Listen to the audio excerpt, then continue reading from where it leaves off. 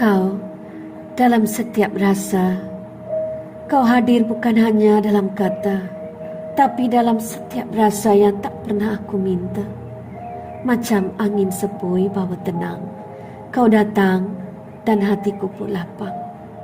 Bila aku diam, bukan aku tak peduli.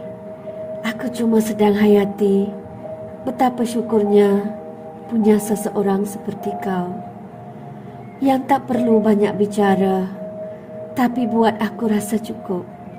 Kau macam puisi tanpa tinta, tapi aku tetap boleh baca maksudnya.